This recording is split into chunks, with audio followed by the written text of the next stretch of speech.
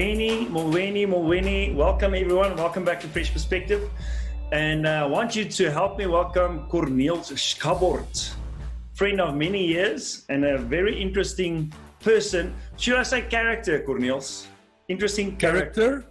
Yes, you may call me a character. I even drew a little picture you can't see if you're listening to the audio, but of Corneels, very accurately depicting him with more hair though. Yes, but just give me 2 more months of lockdown and it will be 100% accurate. Okay. Corneels, I'd like to start with an easy question. Everyone knows the answer to this question is, what is it that you do? Well, I am... It depends on how you frame the question, but to get bread on the table, I'm a lecturer in chemical engineering at the university, at the Northwest University in Potchefstroom. So I teach, but then also on the side, I'm also involved in a local church there, a duet congregation, and in a part-time manner, I also teach there. So I think the answer would be I teach. It just depends on who am I teaching. I'm either teaching students in the classroom or I'm teaching students in the church hall, if that makes sense. Yes. But yes, amongst other things, I just like doing fun. I missed the stage though, so that's bad. We should someday make a comeback again of Loch Ness. I think that's not a bad idea to get everybody on stage again. Yes. So for those of you who don't know what Loch Ness is, please unsubscribe from this channel and don't listen to the podcast ever again. Now, Loch Ness is an improvisation group that Corneels and I was part of. So we used to perform on stage together, improvising in the likes, like whose line is it anyway? Only better and in Afrikaans. It was just much better and in Afrikaans, of course. Okay, so you teach. I teach, yes. I like that. I like that you summarize it or bring it all together like that. So what is it? Why? Why do you teach? What do you love about it? To me, what I love about teaching most is, first of all, in teaching others, you teach yourself. It's a never ceasing, either one of those. I'll have to go and Caesar. I think the word is Caesar. Caesar. From the days of Caesar. Now, it's a continuum where you learn in order to teach others. That's one thing. But what I love about teaching is taking especially difficult concepts, breaking it down and making it more digestible to whoever is in front of you. And I think that's one thing. And another thing about that is in doing that, you instill a love for the specific field of study. And I've seen that. If you can break something open, if you can open it up to people, they will show more interest in that field, whether it be whatever. But yes, taking something difficult, breaking it down, making it less complex to understand. So, okay, there's 2 things. You like the fact that you learn as you teach, but you also like the fact that you can take complex ideas, like in engineering or within the Bible, and break it down so people can understand it. And you say that you feel like that creates a love for the subject matter, whatever it might be, with the student. For me personally, definitely that's true of me. And what I've seen is especially for people, sometimes something is dull subject matter. And then you start delving in and you start asking questions, which is also a very important thing. And you actually teach people to ask questions, because I think that's the big problem. People don't ask enough questions. They just go through life and they feel, I am not allowed to ask questions. And I'm just like, no, ask these questions, because as long as there are questions, there will be a search for the answers. And that's good. That to me, and I think that's where this love for a subject field can be born, out of asking the right questions. Mm-hmm. And how did you end up being a teacher? Well, that's not how your path started, right? First, you no, were that's not how my path started. A performer in Loch Ness and toured the world. That's true. Yes, making millions. Making millions. That was quite nice. No, homie, it's something that goes back many years, and you know this, and I'll say this for the audience to hear. You've played a significant role in this specific area of my life, where you saw something in me that was not necessarily seen by others, even in the church community. And I don't hate them; they just did not see it. You don't hate them. I think the love for teaching was something that came from school days. That's something that was always there. But specifically with regards to developing this and growing in this, that goes back about 18 years, where I was given for the first time an opportunity to actually teach in a more formal setting. And what I loved about, especially going back 18 years, what I loved about that was there was a community, and within that community, there was the possibility to teach, and there was a good loop. There was a feedback loop where teaching was complemented with perhaps try a bit this, perhaps do this, perhaps do this. That's great. That's awesome. So there was this whole feedback loop that helped me a lot in growing as a teacher. So that I would say. And then what's actually funny, when I worked for Sasol, yes, I worked for Sasol after leaving the university. I had this whole idea that I will work back my bursary. I had a Sasol bursary. I will work it back. And then afterwards, I would go into full-time ministry and become a youth pastor.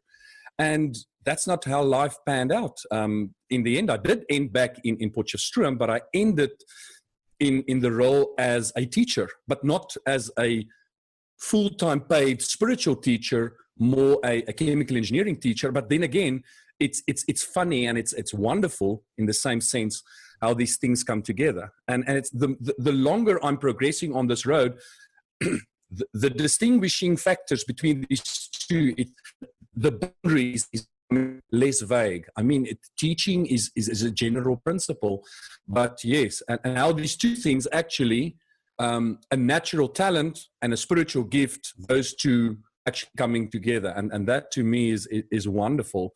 And I'm thankful. I'm thankful to you, and I'm thankful to others who have crossed my path and have helped me to become who I am today. And it's something that you can't do this alone. You need people who act as mentors, who act as people giving input and having that feedback loop. Otherwise, you'll just become stagnant and it will just plateau and just be a straight line.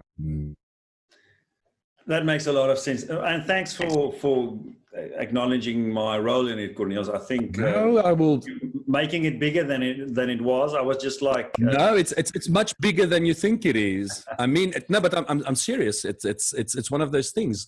You need that in life, and I think that's a principle. You saw something in me that others did not see. That was your role in that part of my life, and I believe everybody on earth. I wish it for everyone on earth that there will be some mentor crossing their paths, or just somebody speaking life into a specific situation and just helping them see what they cannot see at that point in time. I think that's that. So no, I will always cherish this, and I always share that as part of my life story. Even after 18 years, it's still part of the story. Thanks, Corneels. I appreciate that. Right. But what makes a teacher great then? I mean, what makes a teacher great and helps them or enables them to actually, get what they are trying to teach across and get students excited?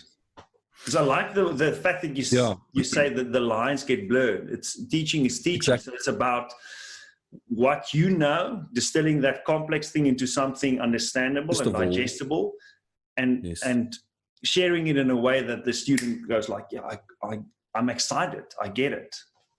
Yes. Sorry, because we are on Zoom, I just missed you for 1 minute. So you just, only for 1 minute. You just have to go back 1 minute and just say, because it was like a question and I was starting answering, and then I realized, no, we missed one another. Just 1 minute back and just rephrase the question. All right. So I was born in 1977. On the 5th of March, yes? Is it too far? Too far back. All right. Too far back, what makes a good teacher? That's the core of what I was asking. I was just elaborating and explaining what I mean by the question is what makes it that you are able to actually take a complex thing, condense it, and keep students engaged? What are those principles? Well, first of all, regardless of what your teaching style is, you should be passionate about what you are teaching. I think nothing can be more terrible than listening to somebody teaching on a topic that that person is not necessarily passionate about. What does it mean to be passionate? Well, passion, the word passion, of course, is used in a bad sense many times, because passion comes from the Latin word parte, which means willing to die for. Now, I think we are very passionate about things, but I think we use that word wrongly. So, but yes, let's allow this. But passionate is to be something that goes beyond just, I have to teach this, now I've taught this, now it's done. It's being the continuous scholar. So I've taught something, but yes, my students will delve deeper into this, but I myself, I will also go and delve in deeper. There's still more to the subject matter that can be discovered. So it's a never-ending process. But sometimes it's just in the way that some people just radiate that the love that they have for that specific subject field, and it's contagious. And it's very much, it's dependent on the subject matter, but it's also dependent on the individual. And that I've seen.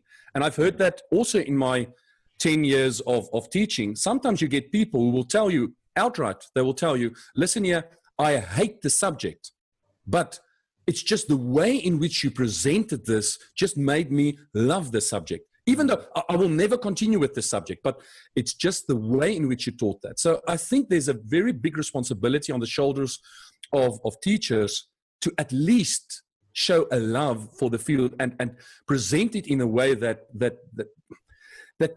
conveys that message. Because specifically as a chemical engineer, I've seen many times, and I'm now walking on the field of chemistry, for instance, you have teachers who have to teach chemistry at school level, but the teachers themselves, they hate chemistry. And then that hate is also transferred. And you have potential doctors, engineers, physiotherapists, astronauts, all these people who will never become that because of the hate that a certain teacher had with regards to a certain subject. So I think you are not doing that field justice in presenting something that you don't love. So that I would say is one thing. But then a second thing, and this is a difficult thing, and it's good if you understand this. Not all people learn in the same way.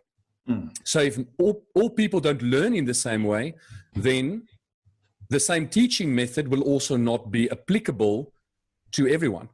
And yes, that's one of the challenges as a teacher, because my style, I love my style, but that does not necessarily mean that every student or church congregant will love that style.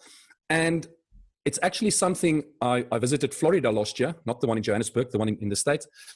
And I actually crossed paths with another pastor. It's a very long story. He's from Durban.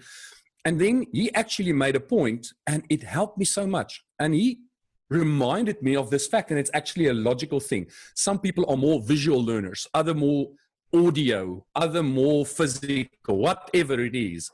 But the point is, he said that within the teaching community, and again, regardless of whether I'm talking about the church or the university, the same applies. You will have specific learners who are very diverse. Now, the question is, how do we go about as teachers with regards to this? Well, I think first of all, you need to be cognizant of the fact that not everybody will love your style. And I think that's good. And I think it's okay. So don't take offense if people don't like your teaching style. It's just not the teaching style they like. That does not mean the teaching is bad, and that does not mean that you are bad. It's just that's not their style. And it means that that same work can be presented in another way. And guess what? Suddenly, that same person who hated version 1 now loves version 2. It's not that the content changed. It's just that the style changed. So, and in understanding that, there was a time not that long ago when I had this conflict in myself, when I listened to other teachers, regardless of university or church, and I would say, no, but I don't think this is a good teacher. And then I realized I was wrong. I am basing my evaluation on my personal teaching style. So what I'm actually saying, and I think it's, be honest, that person is not similar to me. That's what I'm saying. But I'm not saying, if I say that person is a bad teacher, I should be very wary of those words, because it's not necessarily true. There will be learners out there who will say, that person is the best teacher in the whole wide world. And I would just say, but why? And then I understood. We are diverse. We have different learning styles. We have different teaching styles. Embrace that. And I believe that the challenge comes in, I mean, you can take this point very far and talk about love languages. I mean, it's the same principle. I mean, just because your love language differs from your partner's love language does not mean that their love language is bad. It just means that it will take a bit more effort to communicate love. And I think with teaching, it's the same. So sometimes you will have to deliberately change your style to accommodate a few. But I think that the reality is, I think it's very difficult, if not impossible, to try to embrace everyone in the same time slot. I think that's a bit of a challenge. And I think if you can manage to do that, that would make you a teacher of teachers. I do believe that. Okay. Yes. Well, there's a lot there, and I want to ask a few questions. No, I love it. I love it. So, yes. So one thing is a passion and caring about the subject matter. Yes. And then at being able to adapt to different students' needs within limits. Yes. Yes. So what's the role that caring for the student plays within that? So maybe I can justify the question a bit, or motivate. Yeah, justify the question. What I've found is, when I do a presentation, I go speak to a group of people. So it's not necessarily a class that I'm doing weekly or whatever. I'm invited to do a speaking event, whatever. I go there, I do it. And the times that I prepare myself with the PowerPoint and the content and everything, and I'm focused on that, I'm doing, and I present it, afterwards it feels like it was okay. But when I do the effort and put in the work to make sure that my presentation is good enough, and I make sure that, ask myself the question, who will be sitting in front of me, and do I care about them? Do I care that they learn what I'm trying to teach, or the principles I'm trying to convey? That makes a major difference. And I've spent lots of time preparing my presentation, and then after a while I'm like, I'm not caring about the people I'm teaching. And I chuck the whole thing, and I just pitch up there and I just talk to them. And that's more effective and potent, in my view, and the feedback I'm getting. So that's why I'm asking that question. As a lecturer at a university, but also a teacher within a church, what role does that play? So I'm going to motivate it some more. Within a church, I know that you have to care about, the congregation. So that's kind of, it goes with the terrain. But as a lecturer, it can be hard to care for some students. It can also be difficult to care for some church congregants. Fair enough. Yes. I'm going to be that guy and start with a quote to just agree with what you're saying. I think it was Floyd McClung in one of his books who wrote, "They don't care how much you know until they know how much you care." And it's a simple quote to remember. And it links to that. Of course, within the church boundaries, it's easier because relationship is expected, if I can put it that way. Within the university, of course, it's a more professional environment. Yeah. But that does not mean you don't expect a relationship. Exactly. But that does not mean there cannot be a caring environment. It just looks differently. And I think it looks differently. But it's actually interesting. One of these things have changed over the last year in my own life. There's a new role I'm taking on within the school. So within the faculty of the School of Chemical and Minerals Engineering, and I'm the undergraduate program manager. So what we do is the school director and myself, at the end of each semester, we have to look at all the marks of the students, and we have to identify where there are problem areas. And we've introduced a new system where students get warnings. It has been like that since the beginning of time. But for the first time, we are actually making sure that they get the message, and then they have to come to us. They have to schedule a meeting. And then we actually have a meeting. And I've been doing this now about 2 rounds. It takes a lot of time. So care is spelled time, that whole thing. So you have to sit with these students. And sometimes I cannot tell you how much my opinion has changed about students just because I've taken interest in hearing what's going on in their lives. You sit there with a student and you ask the student, listen, yeah, I look at your matric results. You passed all your subjects with distinctions. Suddenly I look now here and I see you've not passed the subject this semester. What is up with that? And then we try to refer them to TUSO, which is the old ingryp. It's psychological assistance. But the point is, sometimes it's simple things just like, you know what? I got a laptop at the beginning of the year and it was stolen. And we sit there and we're just like, but why didn't you speak up? And then it's the thing, but I did not know I could speak up. And just having that fulfillment of telling a student, listen here, but we are not just here to make you a theoretical chemical engineer. We actually do care. And it's in the best interest for us and for you to pass these modules.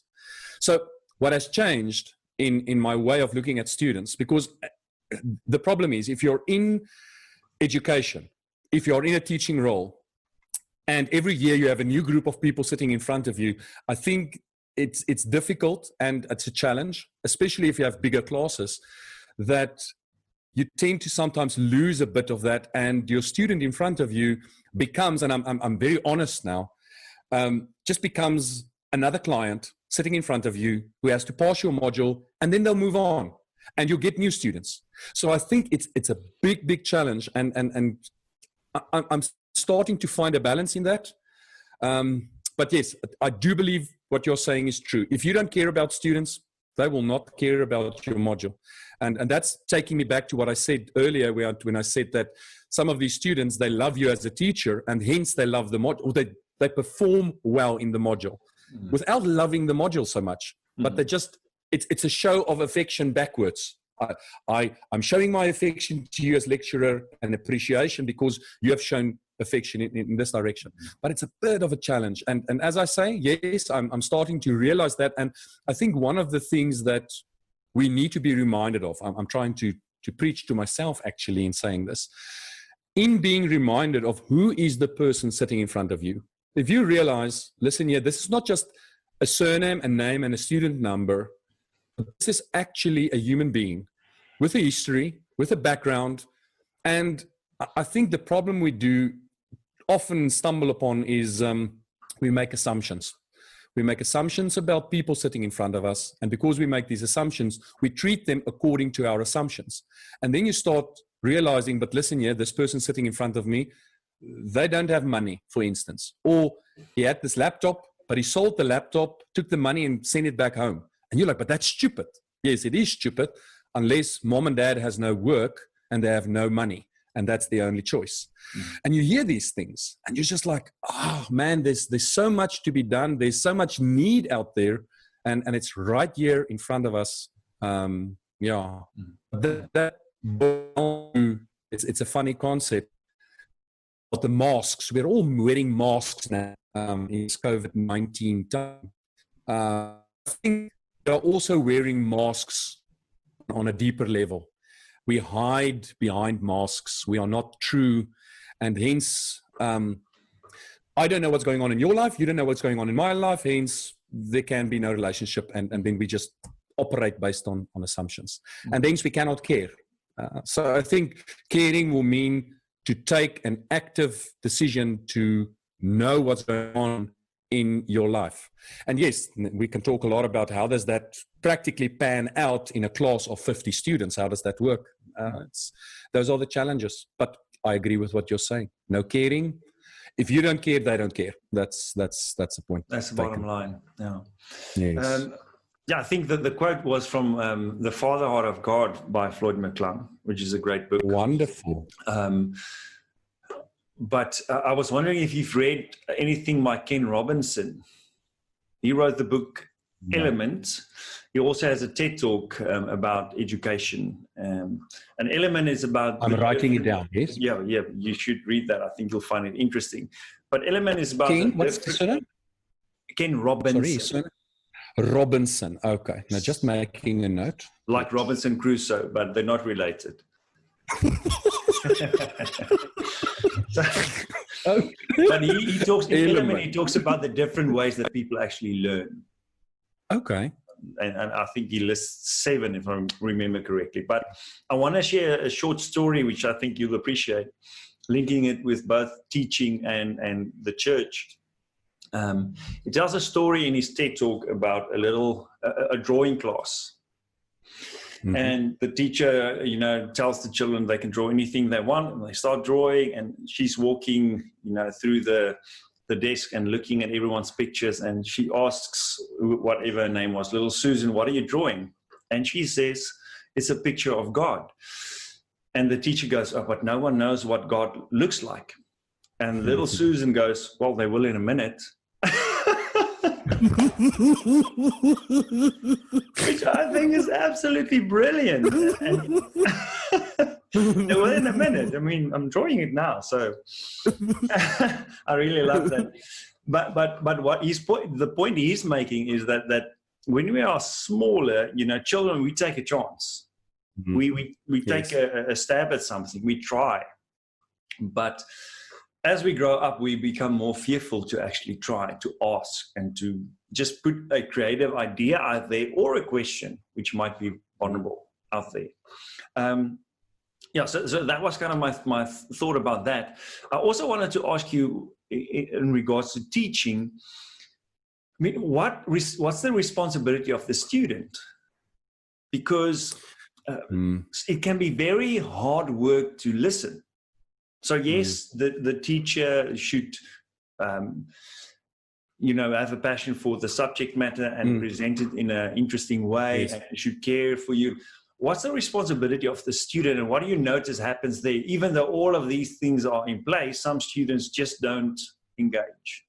What are your thoughts on why that happens? I think there is a fundamental flaw in the South African school system. I'm making a very bold statement now. Mm-hmm.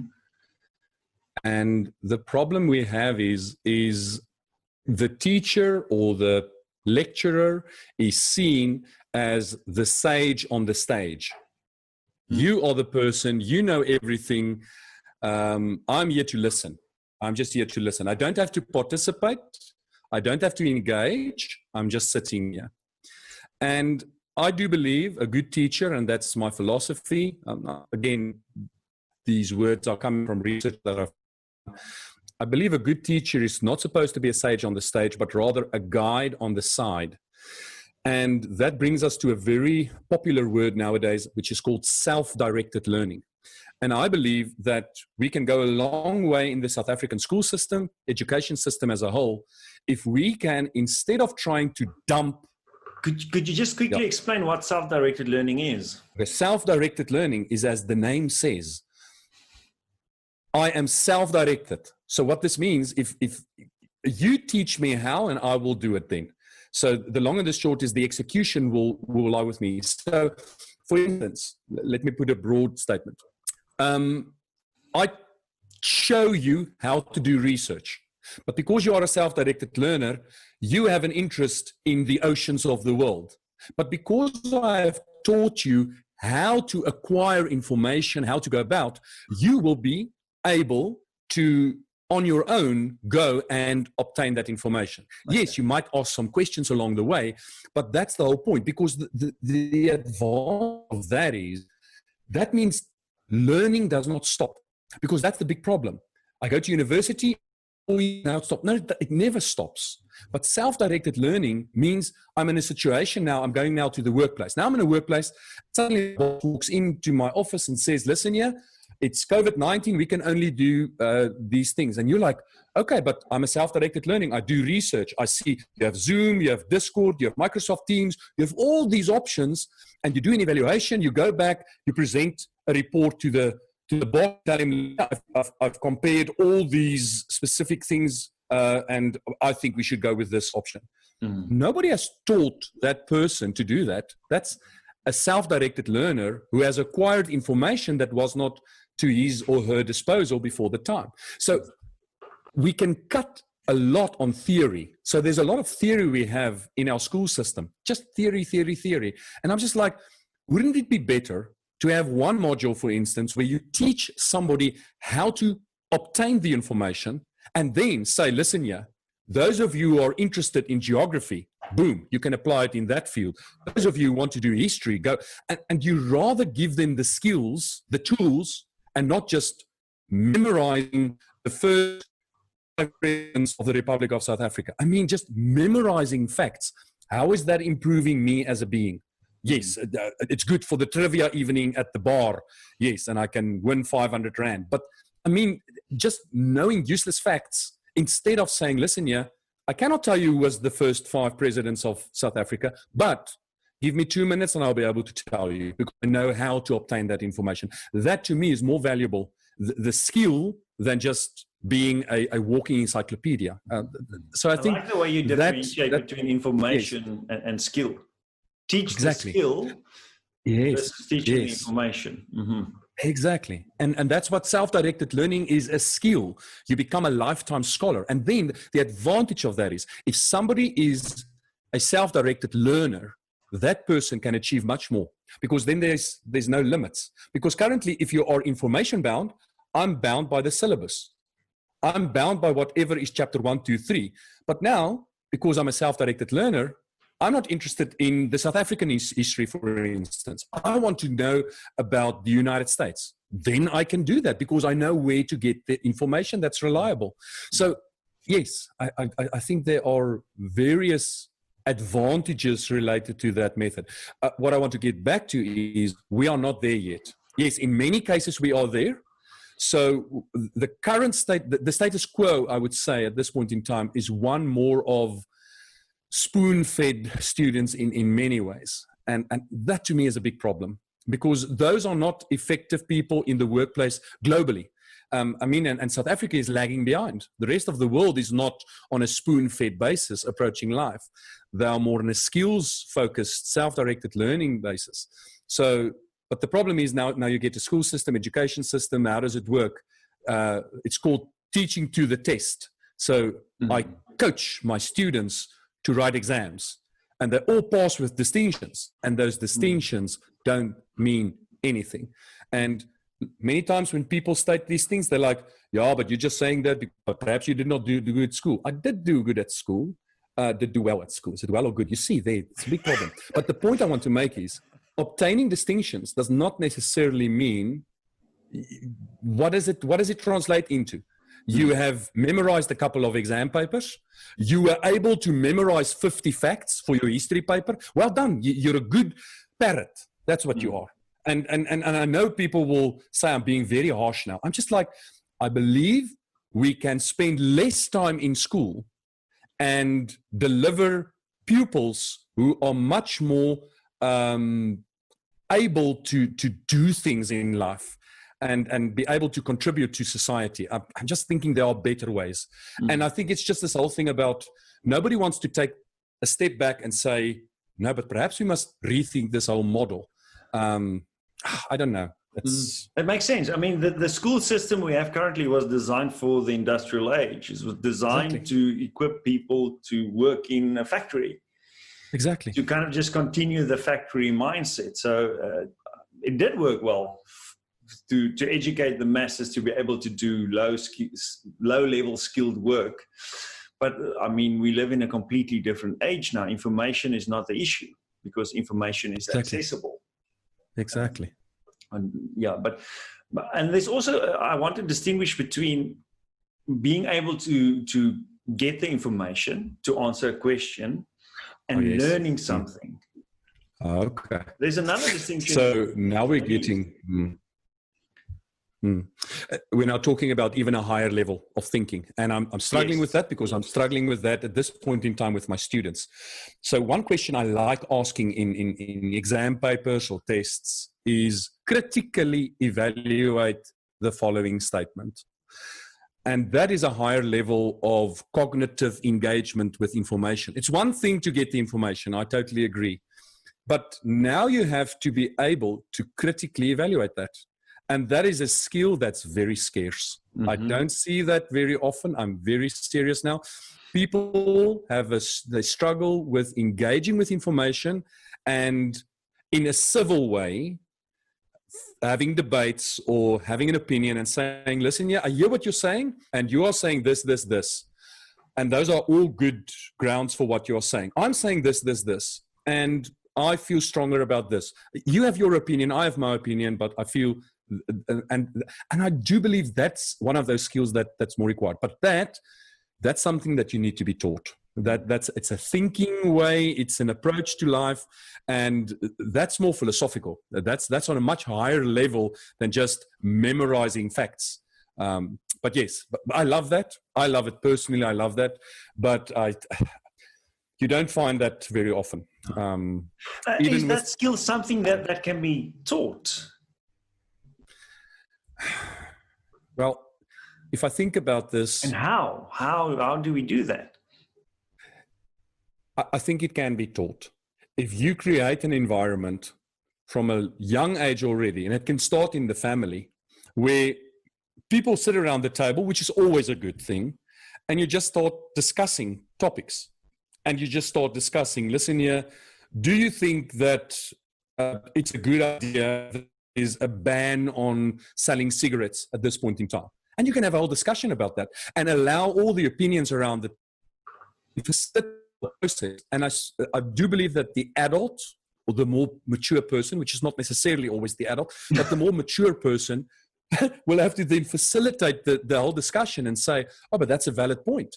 And if somebody attacked that person, to guide and say, listen, yeah, I can hear you don't agree with what this person is saying, but that does not mean that is not a valid point. Mm. So yes, you can state your opinion and you can state your fact without attacking the person. So I think it is something that can be taught from a young age, from the family, and it can go to school.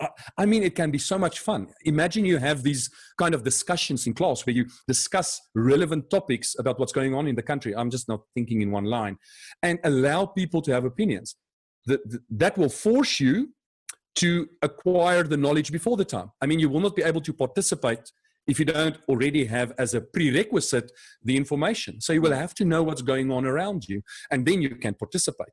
And I think that's something, if that skill is taught, you'll have much more mature people. And I've picked up the times I've been in the States, I've seen in the family system, they are leaning towards that, encouraging opinion, encouraging people to speak out. And I've seen that. And to me in South Africa, it's more, no, don't talk.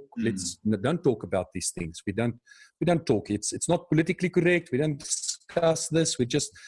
And then we have these bad braaivleis discussions, which is not necessarily always good. But yes, but you hear what I'm saying. I think it is something that can be acquired. I do believe it's something that can be taught. Yeah, that makes sense. And I also like the fact that when you're listening to someone and you validate their opinion, so saying exactly that makes sense because you are, supporting your opinion with exactly reasons for that opinion or certain kind of facts. When you validate someone's opinion, saying that does make sense, doesn't mean that you agree. Exactly. People and you're touching on a very, very, very important point, and especially for the church. And that's I can totally see that. Just because I agree with you, exactly what you're saying. I can agree with you or disagree with you. It does not change my heart towards you. So there are some things, and I think it's the Moravians who said this: in essential things, unity; in non-essential things, liberty; in all things, love. And I think the problem is, especially within the church, sometimes we want to classify everything as essential. And I'm like, I don't think so. I think there are some things that are not essential, and we can have liberty with regards to differentiating views on these things. So, but it's applicable to everything. And I think just treating people a bit more humane, it's a good way of starting that. Say, listen, I hear what you're saying, and using the imago principle. So what I hear you are saying is A, B, C, D, E. That does not mean I agree 1 inch with what you're saying, but at least you've been heard, and you cannot accuse me of not listening. Mm-hmm. And just by having a platform where people speak and where they are heard, immediately changes the animosity that might be there. And people are like, okay, I'm fine. I'm walking away from this, and we still don't agree, but he's a very nice guy. Mm-hmm. And that's good. I mean, we don't need to convince every single person in the world to think the same way that we do. And I'm glad about that. The world would be so boring if everybody agreed on every single thing. I don't think that was the plan. And I don't think that's, I mean, it's taking me back to the beginning of this discussion. The world is diverse. Creation is diverse. People are diverse. So respect diversity. That makes a lot of sense. I want to just go back to the student's responsibility, right? Yes. Okay. Yes. Because it's hard work to really learn something. You can regurgitate information, but to really learn something on a level that you can critically evaluate or have an opinion, you have to be able to digest that. Exactly. What are the skill set required for that?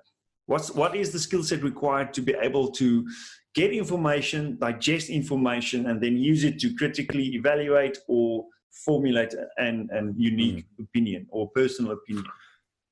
Again, there are a couple of possibilities, and I'm thinking about one now. And that, for instance, would be there's a lot of theory that needs to be understood for a certain distillation column. Let's talk very specific. So you have this distillation column, and we have to determine the sequence in which these distillation columns are set up. Now, there is what's called heuristics, decision tree, how you decide this comes before that, that comes before that, etc. So they have the responsibility to go through the theory. Okay, now we get into the class. Now I put this example up, which I've not seen before, and I tell them, you already have the theory. Let's apply the theory now. I want to see how you're thinking. So I would subdivide them into groups, and I would tell them, listen here, I give you 10 minutes, apply that. And then we'll have the discussion, and then we will have a reasoning. And then I would say, okay, so what is the first rule we have with heuristics? And they would say, remove all corrosive materials first. And I say, okay, so which one of these, where do we want to do this? Okay, option 1, 2, and 8 is a good option. Okay, everybody agrees? No, I don't agree. Why don't you agree? But what about this and that? So there's an interaction, but it's not me talking. It's me providing a learning opportunity by giving a real-life example and asking them to apply what they've already acquired now in this case. That's one thing. And the nice thing about these things, some of these questions are open-ended. There's not just one correct answer. And you need to tell them that. Listen here, there's not correct and wrong. It depends on the situation. I mean, in our case, you have a problem where you need to put in a heat exchanger. Okay, you can use cooling water for that, but you can also use some exotic coolant. Now you can use the exotic coolant, you will need a smaller heat exchanger, but the coolant costs a lot of money. Or you can build a much more expensive big heat exchanger, but the water is dirt cheap. So you need to sensitize them. And then you say, but that's just cost. And then I'm like, but what about the environment? And then you talk about that and ethical issues and that. So you will need to guide them and throw these things in, because remember, if you're already a chemical engineer, these things come natural. If you're still a student, you need to be reminded. So it's a process. I think that's the big thing. It's a process. And you need to ascertain who's sitting in front of me, where are they now? And sometimes you need to throw in more and sometimes you need to throw in less. But it's encouraging them to learn. It's encouraging them to ask the questions and asking them why they are not asking questions when they are supposed to be asking questions. That's another thing. Yeah. And let's talk about mindset. I don't know if you've come across the book by Carol Dweck called Mindset. No? No. Corneels, you can't only read chemical engineering books and the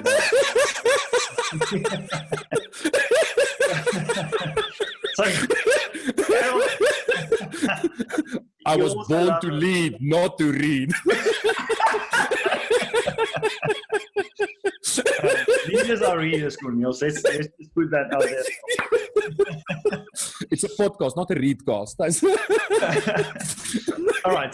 So Carol, Yes. there's a lot of research in the education world, and now her research is being applied in different spheres of life, including sport and business. But Yes. education is kind of where it started. And she distinguishes between a fixed mindset and a growth mindset. So fixed mindset is, I believe that I'm born, my abilities are innate, I was born with it. So either I have the ability to be a chemical engineer, or let's take another example, to do maths, or I don't. Okay. I was born that way. Yep. Or be good at sport or not. And whether you believe that you are bad at something, that's a fixed mindset, and we can all see that that's bad. But also when you believe that you are born good at something, that's also a fixed mindset, and it's also not good, not healthy. Because then you think that it's something that you have that cannot improve, that cannot develop, and it causes you to shy away from certain things, from challenges, because if I believe I'm good at something and it's a challenging thing, I might be exposed at not being good at it, and that'll be bad for my self-esteem. Feedback, I'll avoid certain feedback. But these kind of students and people flourish in the test system because they can do the test, get the result, and feel good. But they will also, they're more likely to cheat in the fixed mindset, because what if I get a bad mark and then, once again, I'm exposed to not being clever or smart or whatever. So they might even cheat to be able to uphold that image, that facade of I'm smart. Whereas the growth mindset, on the other hand, is skills are built. So I can learn to be good at maths. It is a skill that I can develop over time. I can learn to be a better athlete. And that mindset is created through feedback as well from the start. So when we tell a child that, you are clever, that can create a fixed mindset. But if you tell, or stupid, of course, but if you tell someone that you worked very hard at this and look at the results you got, now you're developing the growth mindset, because you're telling the child it's the effort that you put in that gets you the result.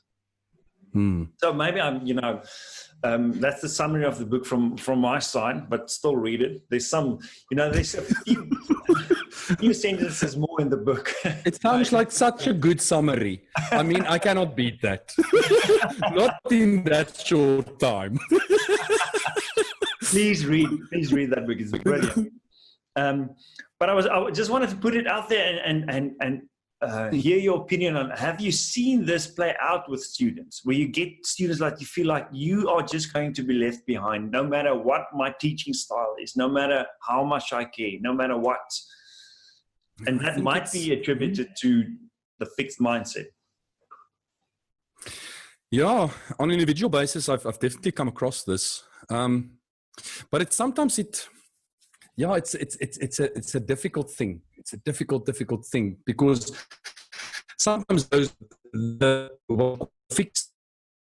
mindset has been fixed for many years. Remember, by the time they get to university, they are at least 18 years of age, minimum 18. Some of them 17, but that's their age. And some of those things, it cuts to the core. It's a deep thing. And to fix that in a 6-month module, I think that's very difficult. And no, I've seen that. I've seen that especially with mathematics. Mathematics goes on at university level, where students just don't believe they have the ability to do that. And what I hear you're saying is just telling them, no, but actually you can. That's not the solution. There's another way, and that is allowing them to grow. I think it's true to a certain extent. I don't think I will ever be able to play cricket well. Some of those things it's too late. It's too late for me. So I think it depends. I mean, there are some of these things that I'm thinking about. Strengths Finder, which I did read that book, where you do the test and then you realize what you are good at. But I'm not going to elaborate on the principle. I do believe it's possible for any person to achieve anything, but depending on what your zero base is, will depend how much effort will be required. And I think there are people who are naturally talented to have ball sense, and it's an inborn ability, and they can do anything. Yes, and even you can use the growth mindset approach, but they will reach it much earlier. Yes. Some people, I mean, and I sometimes just like, no, we can send you for cricket lessons every single day of the week and try to boost you. I just don't think it's a physical ability that you have. So I think it depends. It depends on what this thing is. But what I do believe from a teaching point of view, I believe that I'm not talking about theory, I'm talking about understanding and grasping things. I do believe that a good teacher will be able to break that down to make it simple enough that any person can understand that. And from that perspective, I will agree with this setup. And that's why I will say a growth mindset will be good in that case. I'm thinking about physical abilities. I think that might be a bit tricky. That's just my take. No, I like it. But yeah, it's definitely, I like the fact that you put it the zero base, where you start from. Yes, where you start from. Yeah, the amount of effort it will take you to develop a certain skill will differ, and the level to which you can rise will also differ. But with something like maths, depending on the teacher, the passion, and your mindset, because it's got rules and it works a certain way, yes, it's just about understanding that. Exactly. So, and talk about maths, one thing very regularly stumble upon is I love languages. So that's one of the things that I love. I thought you were going to say I love lamb. Like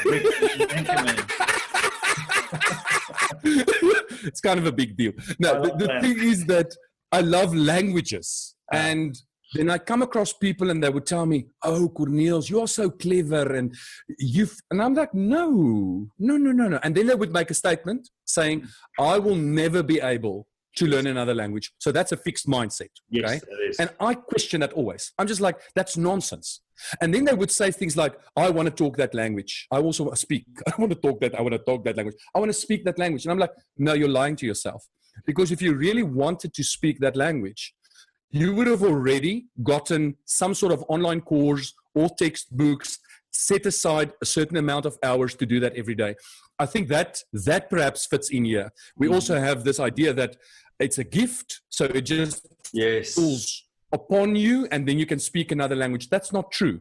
If people ask me, you Corneels, you speak good German, I will tell them yes, because I've been speaking it for more than 20 years. If you do something for more than 20 years, and it did not start off with me speaking like that, it started off with doing that, learning all the rules, all the grammar, and it was hard. It was tough. You had to memorize those things. Now I'm glad I memorized it because I apply it every day. But that's a more simple language because it's Germanic language to me as an Afrikaans speaking person. But the long and the short is with everything, like language specifically now. Mindset, change it, put in the effort, and you do that. And I think what's true, people will make statements like, yeah, but I'm not a language person, or I'm not a maths person. Yep. You must just find that niche. Just find that I'm not creative. And you'll be able to do that. Exactly. And that's nonsense. That it's a creative statement. But yeah, so the point is that's negative speak is not, it's not good. I don't like negative speak. That makes me mad. Negative speak. Yeah, I do. I'm just like, you are right. You will never speak a language. I will just then tell it to them. If they want to believe that about themselves, who am I to disagree? I'm just like, you are 100% correct. Because if that's your mindset, you'll never reach it in any case. Yes. If you believe you is it Henry Ford who said, if you believe, whether you believe you can or you believe you cannot, you are right. Cannot, you are right. Exactly. Okay. Whether he said that, I've never checked that. You know, that's one thing. You get all these quotes online and then it's attributed to these people. And the last couple of months, I've been really checking that. So I will check that whether he really said that. Yes. And you know what's the thing? People just quote these quotes and then just continue. And then it was Henry Ford. But was it really? Did he really say that? My approach is good. If the person is not certain of who said it, I claim it. No, it was me. Oh, that's good. So, homie, you said Henry. You said this. And I go on to Wikipedia and I add a quote there in my name. Quotable quotes. Yes. I wanted to ask you about. Do you know Tim Ferriss?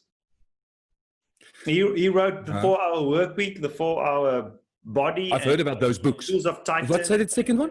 The second one? The 4-Hour Body and the 4-Hour Chef. So he did. I've heard about the 4-Hour Work Week. I've heard about that. Yeah. Like that, though. But anyway, you love languages, and he's developed a way to learn languages within 6 months. He's developed a system. So please go check out Tim Ferriss. I'll check Ferriss and Carol Wick. Is it Carol Wick? Carol Dweck. Or Dweck, not Wick like John Wick. No. D-W-E-C-K, Dweck. Oh, like Dweck. Skateboard deck, but with a W in there. Always need a W in your deck. And then Ken Robinson. So I wanted to ask you, what's been very influential books in your life? Oh, now I must think. There's one book that I actually read more recently. Is a book by Floyd McClung. It's one of his last books that he wrote.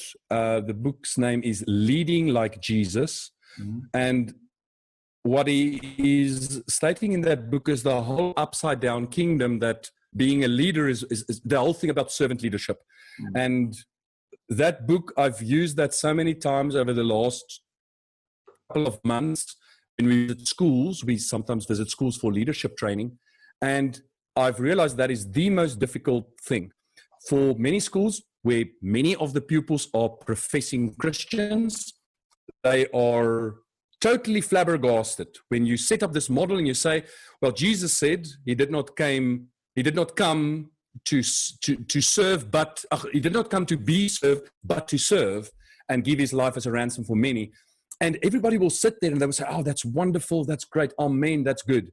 And then we get to the practicality. But you're a matric, and the way in which you will treat the grade 8s, how does that translate out to this? And suddenly there's this disconnect. It's like, I don't have a problem saying amen to these things, but as soon as it comes to, now I have to apply it in my own life, I'm like, no, but it does not work like that. And I'm so that's interesting. So that's one book that I read. Yeah.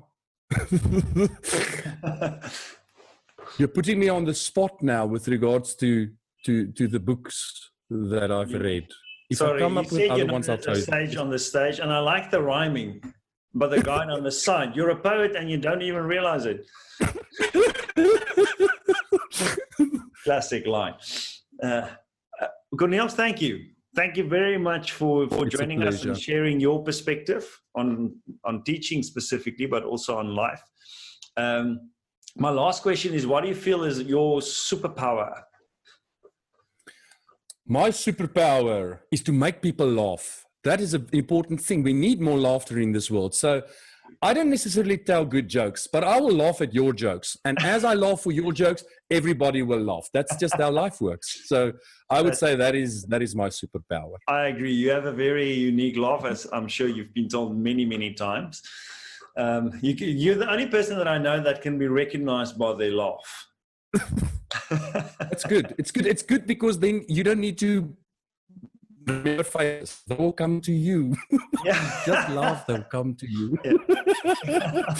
Yeah. And if people want to contact you, where can they reach you? Where can they follow you? Are you on social media? Well, that's a very interesting thing. I mean, I left social media about 2-3 years ago. So I left Facebook, I left Twitter, and my life is better. And I must write a book about that, perhaps. But the long and the short is, I've quit social media quite a while ago, and to me, it's much better. Now, I'll be honest. I think it's so easy nowadays to get trapped in the like my posts kind of environment and share to be seen, and that. So I know that's not applicable to everyone, but that was definitely something that it had a major impact on my life. So you won't find me on Facebook. The other day, somebody said, I saw you on Facebook. I'm like, no, that's not me. I don't look like that. No. So no, I'm not on Facebook. I'm not on Twitter. I'm not on LinkedIn. I'm not on these platforms. You can email me at corneels.schabort@gmail.com. So yes, that's what you have. Or my formal university email, corneels.schabort@nwu.ac.za. That's basically where I will be able to be reached. I'm sure you can expect an influx of emails coming your way with different questions about social media. It's very easy. You must send a message to Facebook. It takes 2 weeks, then they deactivate your account forever.